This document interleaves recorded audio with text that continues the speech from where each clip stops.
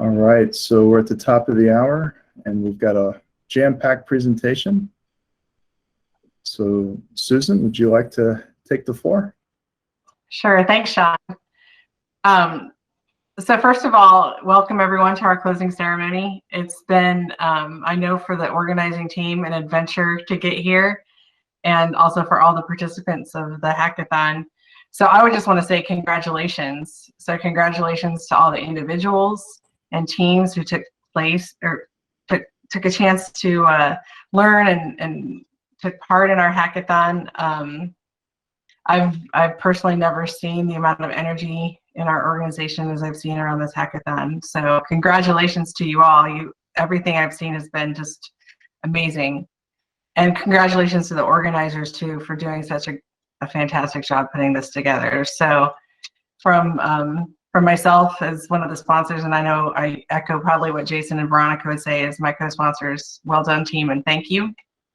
And with that, I would hand over to Sean Hukin, who will, together with Chris and the rest of the team, walk us through the rest of the ceremony. Okay. Thank you, Susan. And welcome, Chris. Christoph New, or Chris, is going to join me as the co-host for this session. And there's no better place to start than at the beginning. And we're not going to go all the way to the beginning, but just to the point of letting everybody know why the hackathons, and we'll share a little bit of the insights that we observed as the organizers throughout. One of the key things for this hackathon was, of course, exposing some of our core strategic platforms, our Leap platform, our MuleSoft APIs, but importantly, we wanted to start a culture around that and create a place where people could learn, people could get their hands dirty and actually be involved in having an experience in utilizing these teams. So from there, it really was then shifted to, okay, we're going to kickstart this culture to the execution of it, and that was giving the training and the opportunity to explore and learn. And then also from a really, I think, unique perspective that a hackathon allow us to form teams and be collaborative across all of the Roche landscape. So our focus was on DIIT, but our reach in this event actually extended well beyond DIIT, where we had several business participants and teams that were outside of IT or DIIT form and join us as well. Christoph, what was your experience in this? Can only echo to that, Sean. And I mean, what we aligned on quickly is what we mean with creating a safe space is to get rid of all the upfront work, right, that we normally have, like the documentation that we need to fill, the SRAs and so on, the infrastructure we might to order, or the licenses we actually need to buy. So I think that was one of the roadblocks we wanted to get rid of, and really allow people to start immediately in the development. And when I talked with one of the managers, he actually was really impressed that something like this is possible, without asking a committee for approval or doing anything, without spending like 30, 40K. And that was really amazing to see. And I think a big plus on the platform for prototyping, that you can actually start now, fill out a form. It will not cost anything, and then it also comes with these out of the box features like the single sign-on, the role management, the employee data that we have, and the email functionality. So stuff like this that a lot of applications will need, that the platform provides out of the box, and that takes away a lot of the roadblocks to get started, right? Thanks, Chris. And when we talk also about kickstarting a culture, from a hackathon perspective, this was a little push, right? This was a little push to try to get that ball rolling, and very quickly, the teams, you guys were the ones that actually created the culture.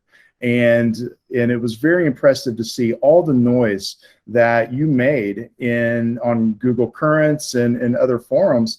And the result of that is that this event got noticed, and really that was pretty cool. So congratulations on. I don't think we kickstarted a culture. I think we actually planted some seeds, and that seed has sprouted. So we want to make sure that we do keep that rolling. From a event perspective, we had 36 teams that actually formed and participated in the hackathon, with 144 participants in over 30 countries. Chris, any thoughts on or perspectives from the team perspective? Yeah, I mean, when we started with the registration, there was a slow start, let's say, and then more and more people recognized the event. And at some point, we had to get back to OutSystems and MuleSoft and say, hey, you know, we have so much interest there. We are not sure if we can actually support all of these teams. And it got a little bit scary then at a certain point, you know, if the infrastructure will work and all the stress you get when more and more people join. But on the other side, it was awesome that we get this feedback from the organization, and in the end, I think we made it work. Yeah, and I don't know about you, Chris, but I had a very hard time sleeping the night before the hackathon actually started. And to refresh everybody, we did run 3 concurrent sessions because this was truly a global event. And our partner Vikram and Yunho Lee helped guide the APAC session, and they were a lot of fun. There was a lot of energy, a lot of life that the APAC session have. And I joined early, and then I tried to join a few, even though it was the middle of the night for me. Try to peek in and just to see how it was going, and I started breathing easier once, you know, I saw that right out of the gate. Everybody was aligned, everybody was focused, and it was really neat to see. And then going into the EMEA session, Chris. Yeah, and I think we actually have 2 slides of pictures here. So it was a really, really big group, a lot of teams. Can only echo what you said. Let me allow Amy to join. There was a lot of fast and interactive collaboration. That's what we intended with one big Zoom call and the experts in the main room, and it created a kind of a startup atmosphere, at least for me. And I would love to have this earlier when I still was a business analyst, because that was my idea, that you can go to the business, you sit close to them, and maybe in the morning you do your planning, in the afternoon you develop, and in the evening you have a demo of what you have reached. And I mean, if you do that for 2 weeks, it will be amazing what you can do. And I think that was a fantastic session in the Zoom calls we had. Yeah, and at the end of the first day for the knowledge session, I mean, I sprung it on them, I know as you did, to say, hey, who wants to demo what you've done? And I was expecting there to be some good planning and organization work, but when they actually started presenting the applications, I was just blown away. I couldn't believe that the teams had gotten that far in such a short period of time. Yeah. And you know, we'd be remiss if we didn't just mention here the support that we got, Chris, from OutSystems, from our internal Roche partners on the Leap team, from the MuleSoft team, and then also from Accenture for the MuleSoft SMEs as well. The teams had them really busy all day long, so it was very cool to see. Now, Chris, I think we'd be remiss if we try to tell everybody that this hackathon was about Leap and MuleSoft and APIs and everything we've covered. I think what this really was about was the unicorn competition. that was a hackathon on its own.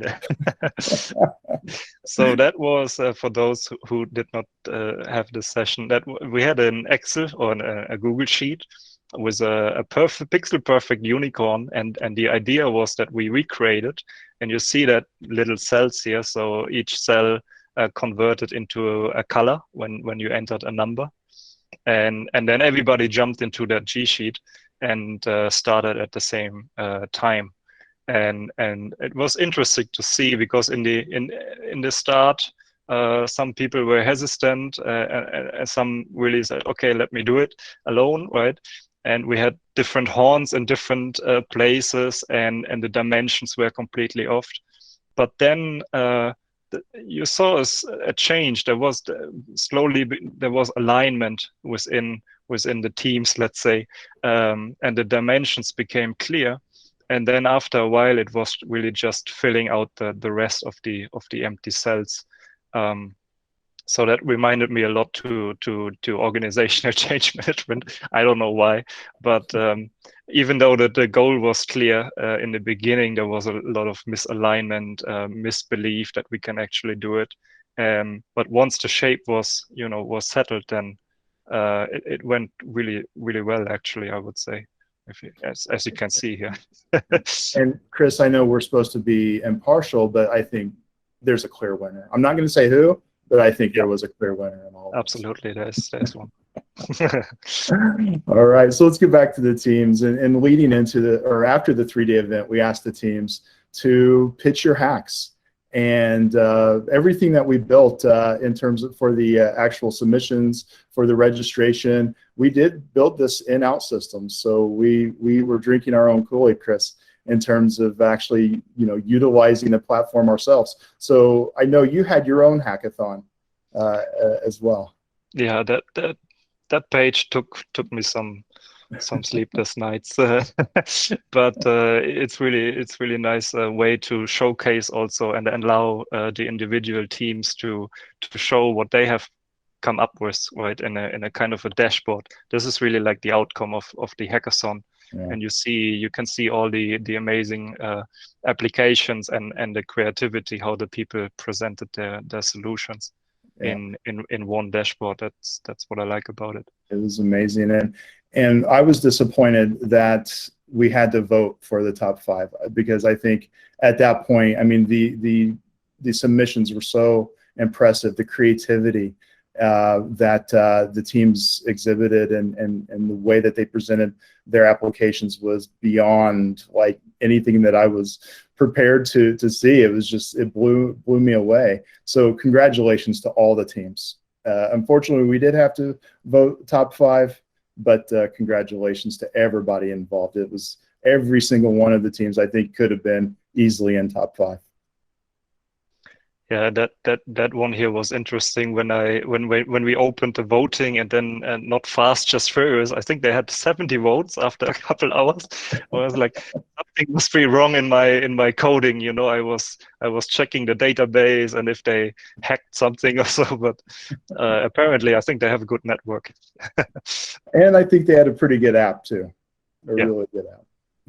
All right. So speaking of the finalists, so let's go ahead and present the top 5 finalists who had a grueling and rigorous task this morning and this afternoon and evening of presenting to a panelist of judges. First one. All right, so this is team Not Fast, Just Furious with Angeline Lau, John Park, and Niels Finke. They also just presented in front of the jury. They have created a one-stop IT governance portal. So basically that app allows you to get all relevant information that you might need in your role as an IT person. And I think they got some pretty good votes from the jury. So let's see. Yeah, let's see. The next team is G-Tubes, Andreas Conrad, Dimitri Mikhailin, Florian Strohlein, Timo Fleischmann, and Veronica Tribeck.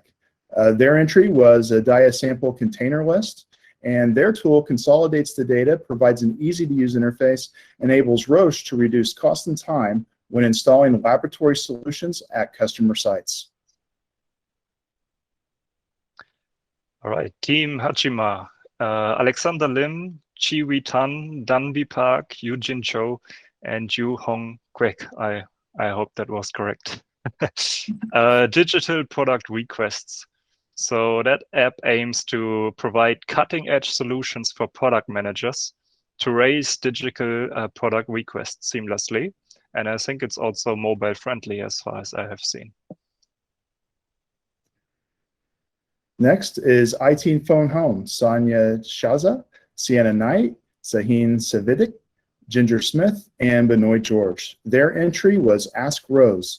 And what they allowed you to do is, if your printer and any other device breaks down, has an issue, is not working, then they created a way for you to scan a QR code and submit a ticket very quickly to save a lot of time. So they say that the only tools you need are your cell phone and a QR code on the device that you're reporting. Next. All right, and the last team, I think they deserve a prize for the team name itself. Ever Given 2, Free the Containers. Björn Becker, Jörn Bachmeier, Markus Walter, Michael Zeitler, and Tobias Krossgard. So their app was about forecasting container needs. So Roche has a lot of shipping containers that they need to send the products and so on. And this app allows really efficient forecasting, so we know which containers we will need and how many containers we need in the future. Okay. And Chris, let's talk to him about what's at stake. So for first place, 250 applause points, and most importantly, bragging rights, I think, of being the inaugural winner of the Diagnostics IT Hackathon. Right, and then second place, I would say also bragging rights, but 100 applause points as well per individual.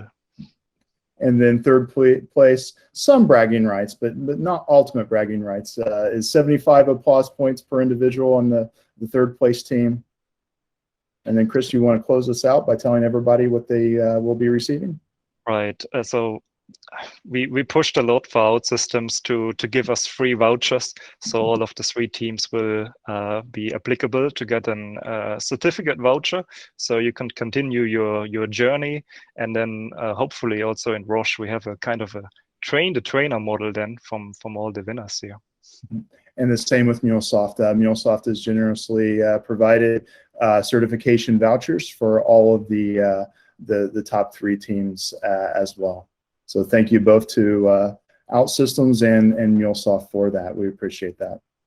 All right, so Christoph, shall we tell everybody who the top 3 teams are and the ultimate winner of the inaugural Dia IT Hackathon?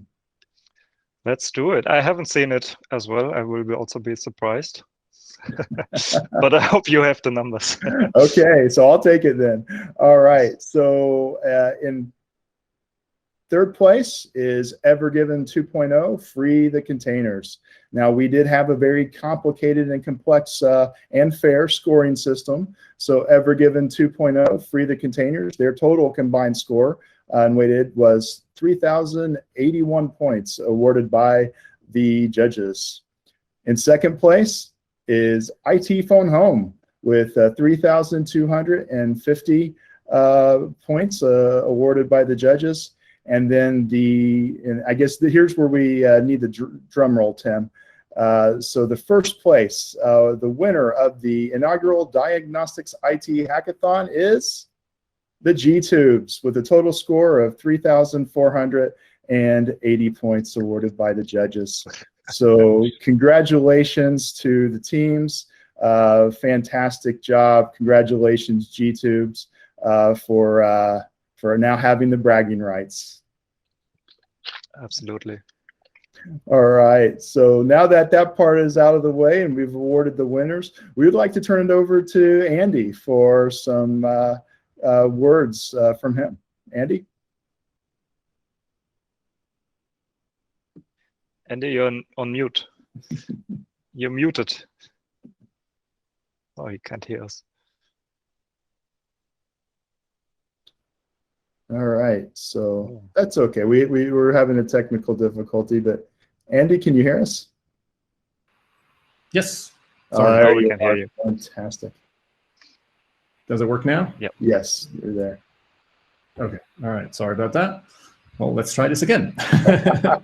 So congratulations, of course, to the winning teams, G-Tubes, IT Phone Home, and to Evergiven 2.0. Great effort, great presentation, and of course, a great hack. I mean, it wouldn't be a hackathon without a great hack, right?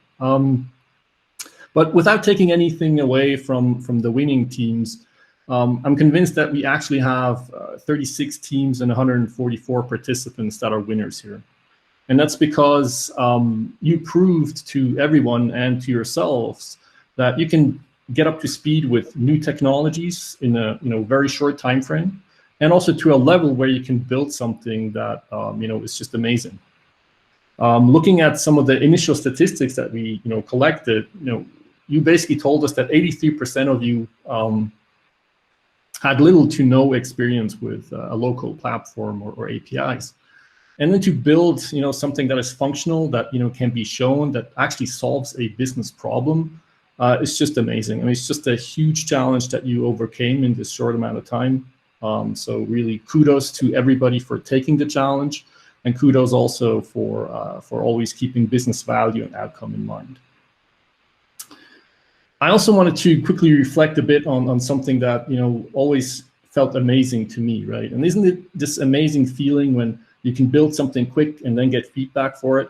To me, this immediate gratification is something that makes agile ways of working and just being able to enter that learning loop in a very fast environment. It's just such an amazing motivational environment to work in. So before we move on, or now that we can move on to kind of the next slide, there is a whole bunch of people to thank, for making this a wonderful event, and for enabling and supporting everybody to turn this into such a wonderful and amazing learning experience.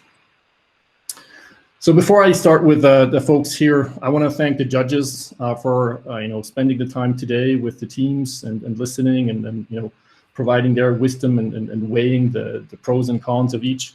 Thank you very much for crowning our winners and making that possible. Now, here is the organizing and the sponsoring team, and one of the things I would like to say to this team is, thank you for believing in this idea and for making it way cooler than I could have probably ever imagined. You guys absolutely rocked this event. It was amazing to see you guys go for it and just turn this into something fun and just amazing for an entire organization. Now to the next slide, let's not forget that we also need a lot of support to pull something like this off. So thank you for everybody that supported this whole activity. Thank you for taking care of all the little things, for keeping everybody informed, for removing obstacles and making the whole thing go off without a hitch. Thank you. Now, on the next slide, we also have the team from OutSystems. And here I would really like to thank our partners at OutSystems and Paolo Rosado for making such a large number of people available to help and support all the teams with their hacks. I could not have wished for a better partner here. I think it's amazing to see that OutSystems doesn't just sell their product, but it actually is invested in allowing us to use their products to the best possible. And so thank you, Paolo, for the generosity and for the caliber of your team. Thank you. And last but definitely not least, I also would like to thank the partners at Accenture for supporting us with MuleSoft. Thank you for your commitment in very challenging times for you. I hope you and your loved ones are well and stay safe. Thank you. So with that, I would like to kind of go back to why this hackathon was important. And Sean outlined together with Chris that what are the initial ideas of the hackathon and what were those, right? To me, something that I would like to do is to put this in context with, you know, the tech spirit, the tech framework, and our OKRs, right? And to me, this whole thing, the whole hackathon was mostly a learning experience. It was all about learning. And it was, you know, for me to make sure that we can become an attractive learning organization, giving people time to learn new things, getting our hands dirty, as Sean said, with new technologies, the systems that we own already. And also give everybody a chance to own their development, own your own development, right? If you're interested, sign up for the hackathon, learn something new. So everybody that signed up really exhibited that part of the tech spirit, that lifelong learning part of the tech spirit. The hackathon was also about connecting talent. And, you know, every group built this small cross-functional team where, you know, even during the demos that we had this morning, you showed that, you know, you split up kind of the skills and tried to figure out who can contribute the best in what way. And so that's exactly what this was about. It was, you know, figuring out how to deliver value and how to rely on each team member and what they bring to the table, their unique skills and the drive they bring to the team. It was also about, you know, trusting in the collaboration that you guys are building in just a very short amount of time. So one of the things that, you know, was really also interesting to me about the hackathon is what can happen when you have a clear objective and when you know, when you have a condensed timeline and a safe environment. You know, to me, this is where kind of this magical power of, you know, bringing people together and getting something done is really amazing. And it feels like, you know, something that should feel like hard work is actually, you know, fun.